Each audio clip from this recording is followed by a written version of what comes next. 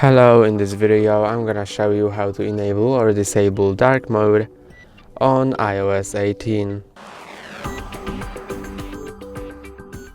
To disable or enable dark mode, slide down from the top right part of your screen to reveal Control Center, and then if you have this icon, you can click on it to enable dark mode, or if you don't have it, you can click here on a plus to add it here, or press and hold on the